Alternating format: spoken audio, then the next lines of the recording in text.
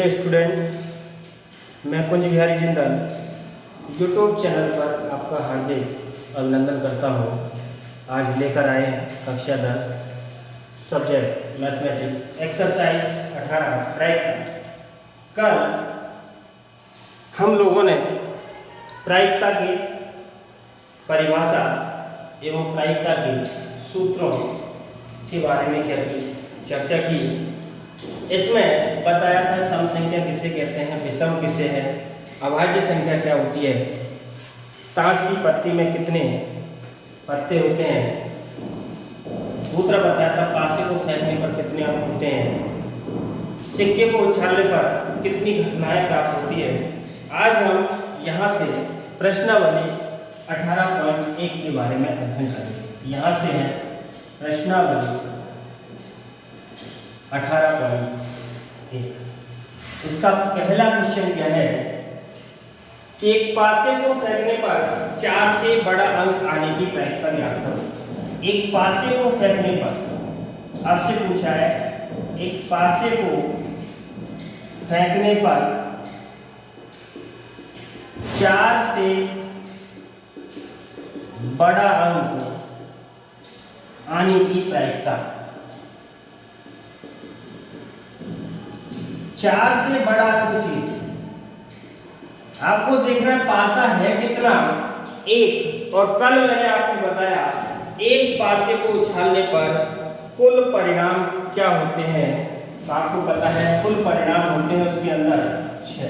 यहां लिखेंगे एक पासे को फेंकने पर, एक पासे को फेंकने पर कुल अंक या कुल परिणाम कितने होते हैं, 6। और संख्याएं होती है 1 से लेकर 6 तक। यहां तक किसी को कोई परेशानी है तो बोल सकता है। एक पासे को उछालने पर परिणाम प्राप्त होते हैं 6। आपको देखना है पूछा क्या है, 4 से बड़ा अंक, तो इसकी क्या निकालनी है, अनुकूल स्थिति।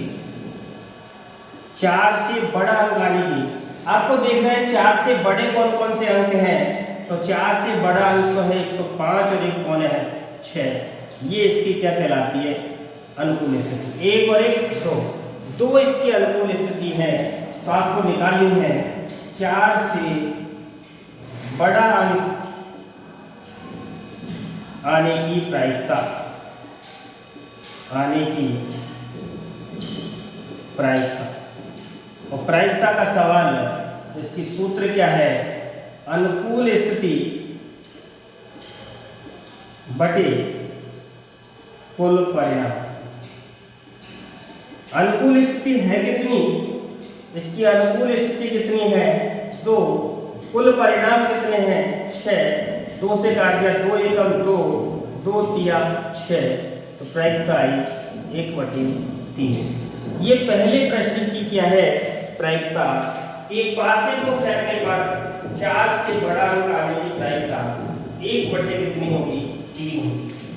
इसका दूसरा प्रश्न, एक सिक्के को 2 बार उछाला जाता है, दोनों बार चित आने की प्रायिकता ज्ञात करो। एक सिक्के को 2 बार उछाला। दूसरा क्वेश्चन है, एक सिक्के को 2 बार उछाला जाता है और दोनों बार चित आने की प्रायिकता बताओ। यहां लिखते हैं दूसरा क्वेश्चन, एक सिक्के को 2 बार उछाला जाता है, 2 बार उछाला जाता है, दोनों बार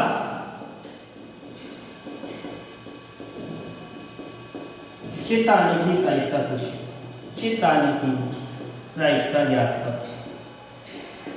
दोनों बार चित आने की क्या पूछी है, प्रायिकता। आप बताएं एक सिक्के को यदि 2 बार उछालें, चाहे 2 सिक्कों को एक साथ उछाले, बात एक ही है, कुल घटना कितनी होती है 4। एक सिक्के को चाहे 2 बार फेंको, चाहे 2 सिक्कों को एक बार फेंको, कुल परिणाम होते हैं 4। यहां लिखेंगे 2 सिक्कों को उछालने पर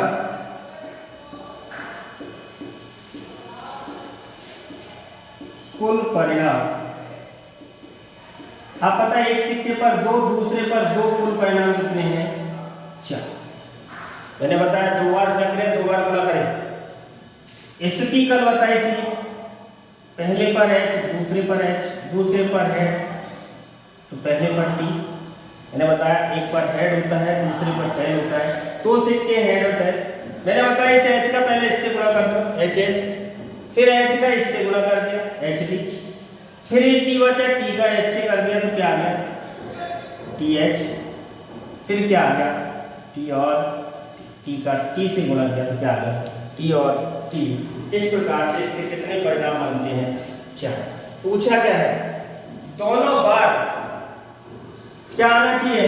दोनों बार चित बोलते हैं हेड से, यानी h से बोलते हैं। तो आप पता है इसमें तो दोनों t हैं, पट है दोनों, इसमें एक हेड एक टेल, एक चित एक पट, जबकि इसमें दोनों h यानी दोनों चित है। और ये पूछा आपसे दोनों बार चित, तो यहां लिखेंगे दोनों बार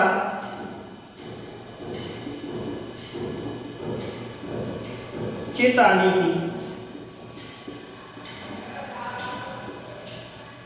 अनुकूल स्थिति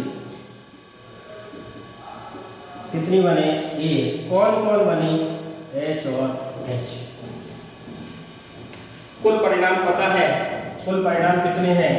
4। तो यहां से लिखेंगे प्रायिकता बराबर, इसकी प्रायिकता क्या आएगी? अनुकूल स्थिति बटे कुल परिणाम। अनुकूल स्थिति कितनी है? 1।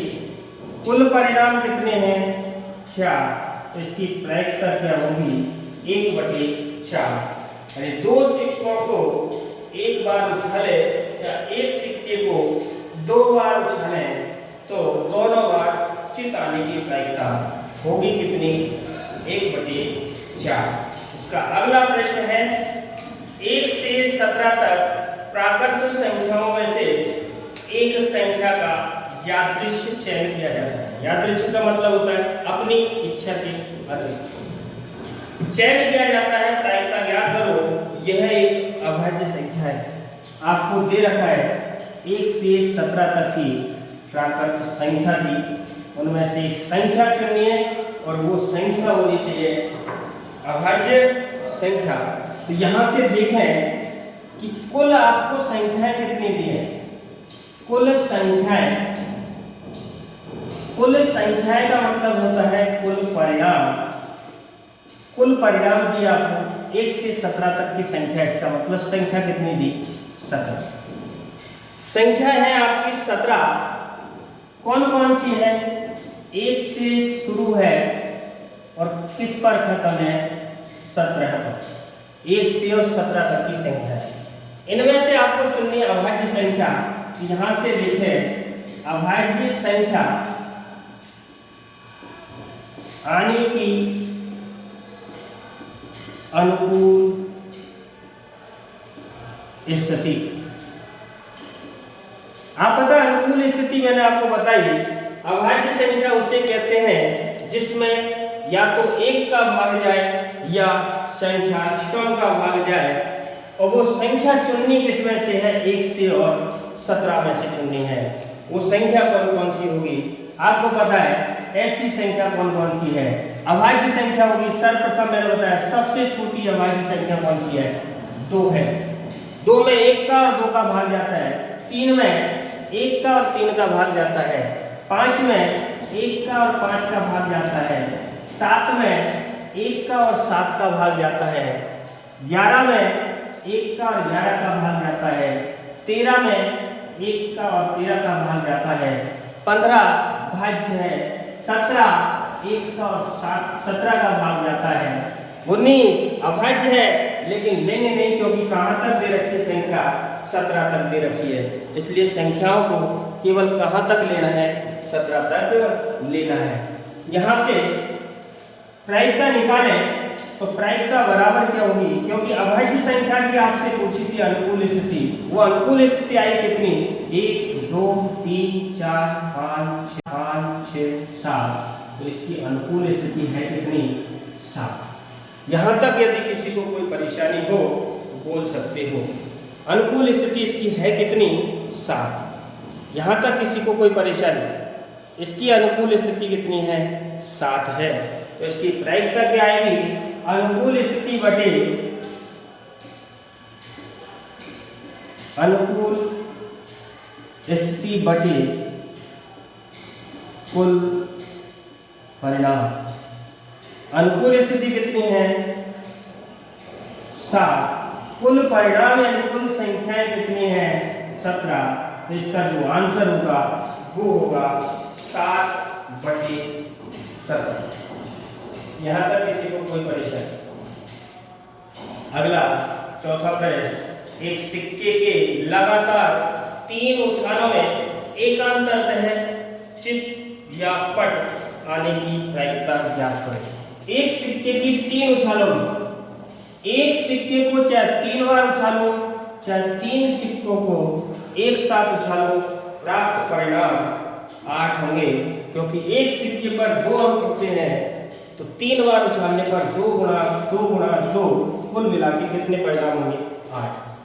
तो यहां से चौथा प्रश्न, एक सिक्के को 3 बार उछालने पर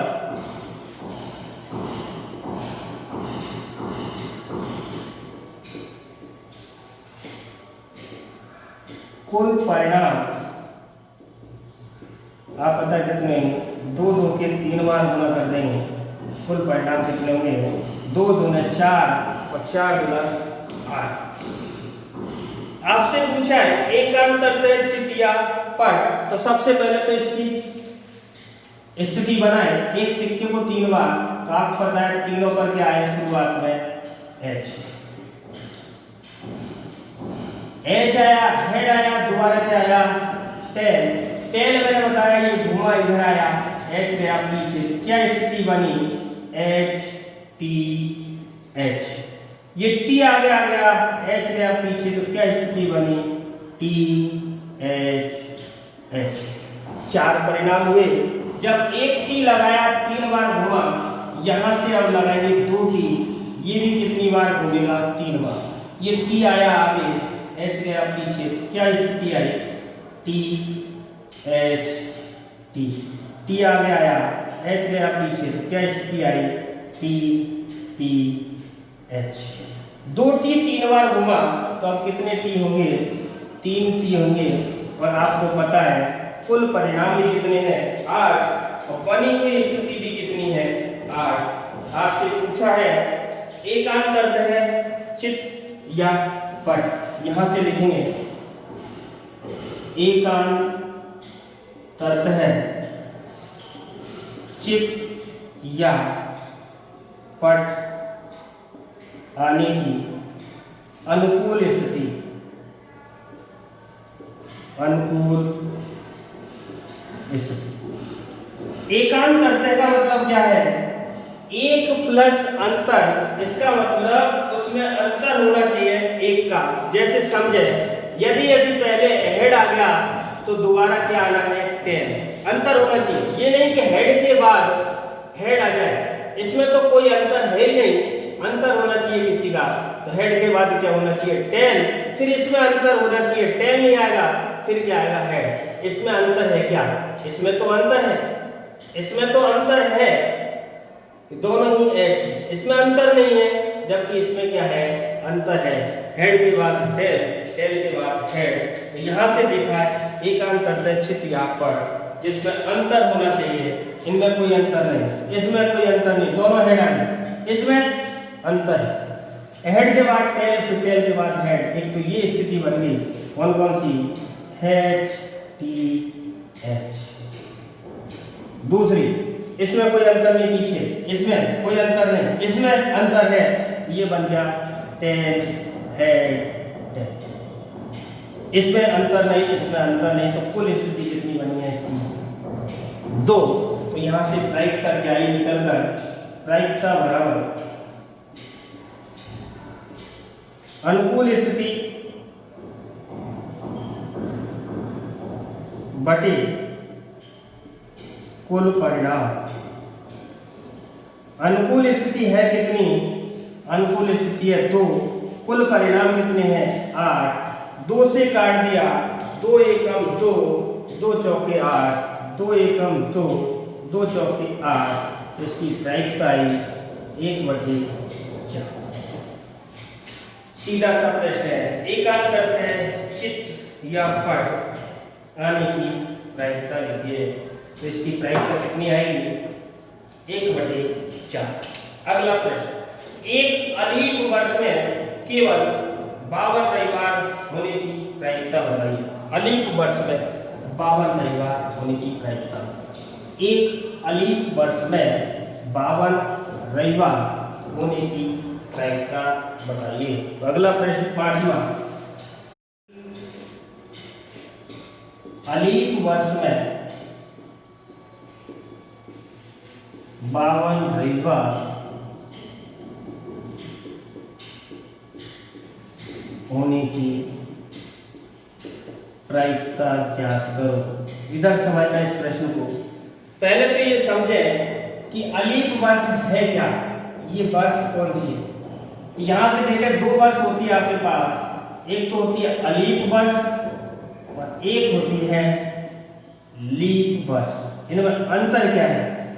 अलीप वर्ष ऐसी वर्ष या ऐसा साल जिसमें 4 का पूरा भाग नहीं जाए। जिसमें 4 का पूरा भाग नहीं जाता वो कहलाती है कौन सी? अलीप। यानी 4 का पूरा भाग नहीं जाए वो साल कौन सी कहलाती है? अलीप। और ये क्या है? जिसमें 4 का पूरा क्या चला जाए? भाग चला जाए, वो साल कौन सी कहलाती है? लीप वर्ष। अलीप वर्ष में 365 दिन होते हैं, जबकि इसमें 366 दिन होते हैं। आपको देखना है कि ये दिन बढ़ा क्यों, कौन सा महीना ऐसा है जिसमें दिन बढ़ गया। तो यहाँ देखते हैं 365 का मतलब होता है 52 सप्ताह और एक दिन होता है। इसमें 52 सप्ताह और कितने दिन होते हैं? 2 दिन। बड़ा कौन सा दिन?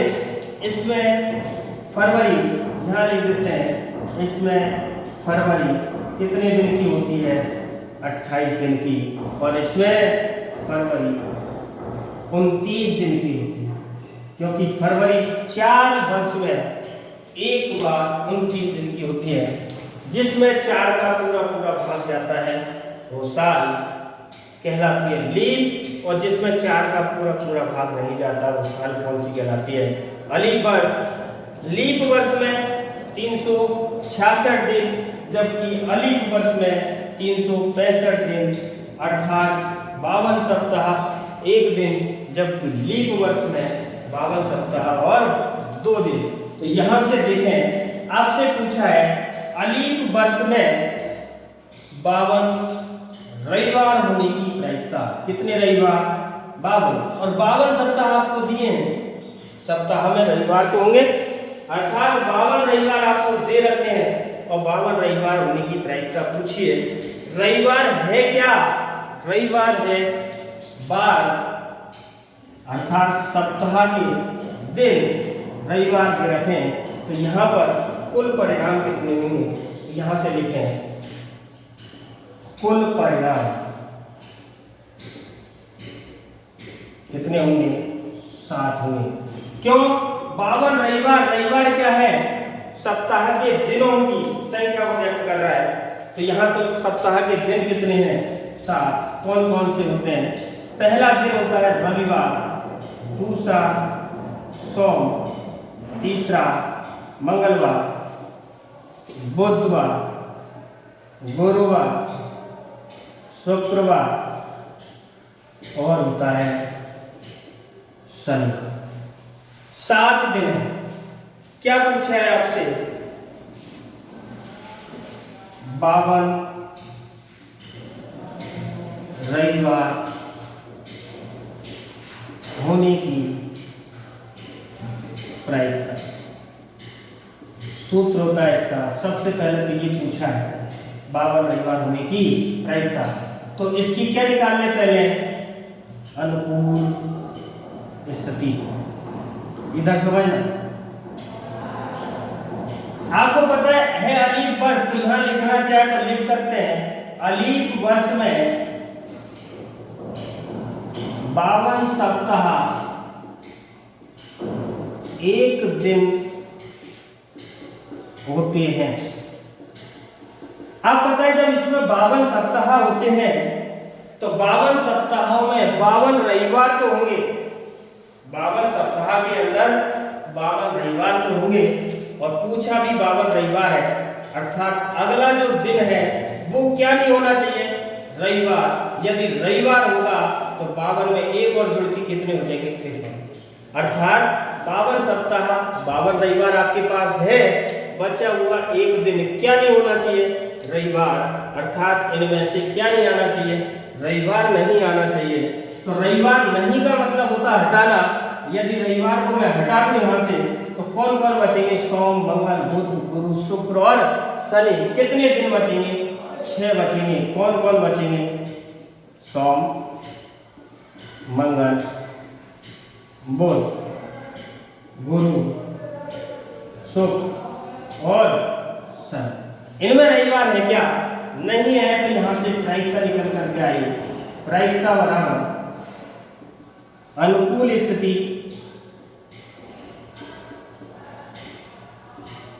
बटे कुल परिणाम। अनुकूल स्थिति कितनी है, 6, कुल परिणाम कितने हैं, 7। इसकी प्रायिकता कितनी आई, 6/7। यदि ये 53 रविवार की पूछता तो आप बताइए 52 रविवार तो है, लेकिन एक दिन और बचा, ये रविवार होता। यदि ये रविवार होता तो एक बचता, अनुकूल स्थिति 1 और कुल दिन हो जाते 7। इसका मतलब उसकी प्रायिकता होती 53 रविवार होने की प्रायिकता 1/7 होती, जबकि पूछी कितने रविवार की है, 52 रविवार होने की प्रायिकता होती है। प्लीज वीडियो अच्छी लगी हो, वीडियो को शेयर, सब्सक्राइब एवं लाइक जरूर करें।